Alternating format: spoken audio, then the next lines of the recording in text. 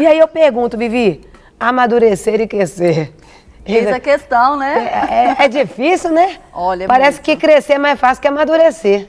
Na verdade as pessoas têm aquela tendência de achar que amadurecer é uma fase adultícia, ou seja, na verdade da velhice, né? Olha. Só é maduro aquele que já é velho. E muito pelo contrário, hoje nós precisamos de adentrar, né, na fase aí da jovialidade, amadurecendo, porque senão nós iremos atropelar, né, fases, oportunidades na nossa vida por não sabermos escolher, por não sabermos demonstrar ali aquilo que é verdadeiramente uma espera da maturidade em si. Isso é muito importante. Realmente essa confusão, né? A pessoa entende que quando cresceu você já amadureceu, não necessariamente, né? Essa idade cronológica,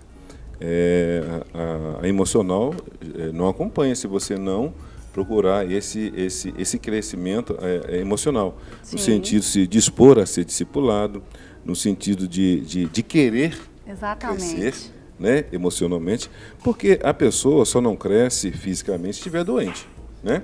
Agora, o amadurecimento emocional, a pessoa precisa querer, né? Precisa querer crescer.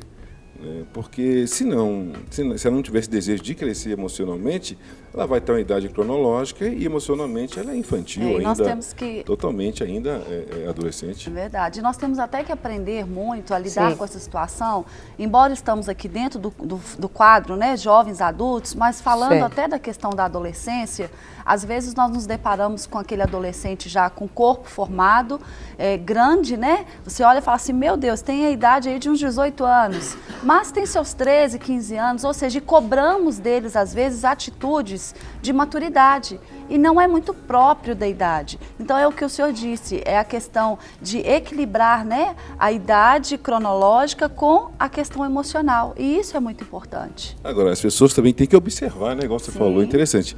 Porque a pessoa já tem um corpo formado e necessariamente não está com o emocional aí trabalhado e exige uma postura tal, né? Aí realmente vira uma pressão, vira uma cobrança e você começa a sufocar.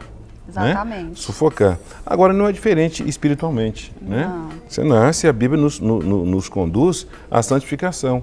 E a santificação é um processo de crescimento. O leitinho, né? Ele tem um tempo, né? De ser ministrado, depois já vem o sólido. É uma feijoada, isso um na nossa tropeiro assim, vida. Justamente. Agora a gente vê nos jovens adultos que alguns já cresceram e outros não, né? É verdade. Alguns cresceram, mas ainda com algumas indecisões, pelo fato de ter crescido, mas alguma área ainda precisa amadurecer. E isso está muito envolto na questão das escolhas. Justamente. A maturidade, né, versus o crescimento baseia-se na questão da escolha de si própria, ou seja, na questão da sexualidade, na questão do matrimônio, na questão da vida profissional, em tudo isso, né, ser ou não ser, né, sou maduro ou não, estou preparado ou não. Isso tudo é um conflito que hoje muitas pessoas vivem. E é interessante que esses conflitos já começam lá na adolescência. Acho que ela quer nos perguntar. Eu ia até perguntar uma coisa para vocês.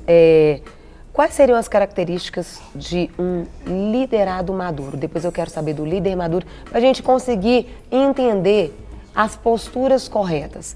Então, a gente está falando de jovens adultos, muitos líderes, muitos aí no mercado de trabalho.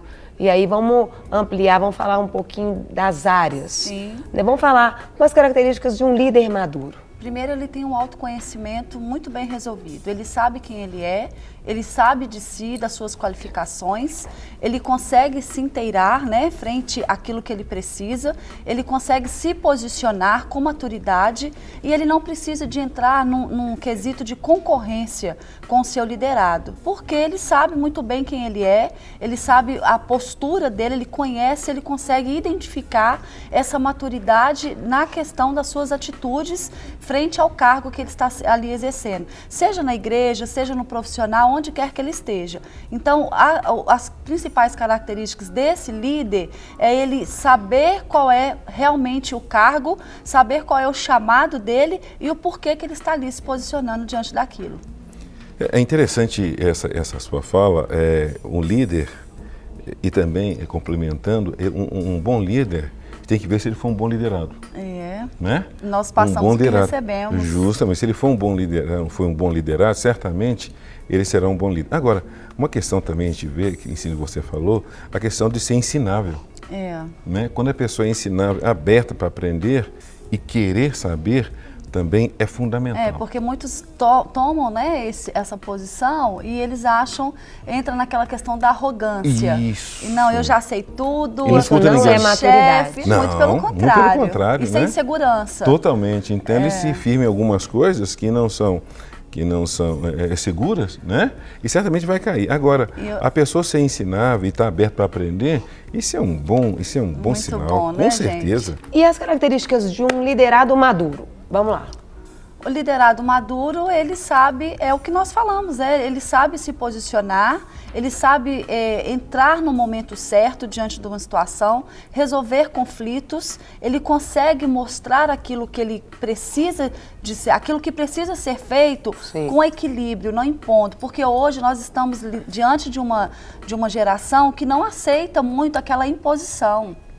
Hoje é a questão da troca, hoje tudo é a base da troca. Isso mesmo. E quando nós aprendemos a lidar com essa troca, nós passamos a crescer, é o que o senhor disse.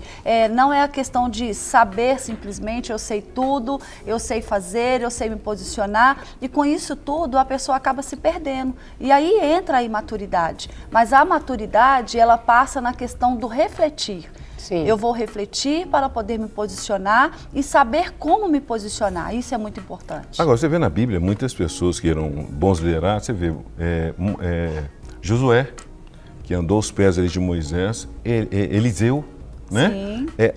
Esse liderado, ele sempre vai estar buscando um mentor para aprender mais. É interessante, ele nunca vai querer andar sozinho, vai buscar um mentor e está aos pés desse mentor para aprender. Né? Quer ver que Josué sempre estava ali procurando, observando Moisés. Mas isso é desde a nossa infância, né? Todos nós temos um mentor. A criança tem os pais, né? Como reflexo, como espelho. Depois passou. E isso nós levamos para a vida. E aquele que nós escolhemos como nosso mentor são pessoas que acabam se identificando conosco. Olha, eu gosto da Carol Malta, eu gostaria de me posicionar como ela, eu acho bacana o jeito como ela fala, a sua forma de pensar, e aquilo nós passamos a adotar esse mentor. E acaba que repetimos esses comportamentos, essas atitudes que essa pessoa que escolhemos para ser uma referência na nossa vida tem aí no seu dia a dia. Para receber todas as novidades do canal, inscreva-se e se curtir o vídeo, clique em gostei. Aproveite para acompanhar a Rede Super nas redes sociais.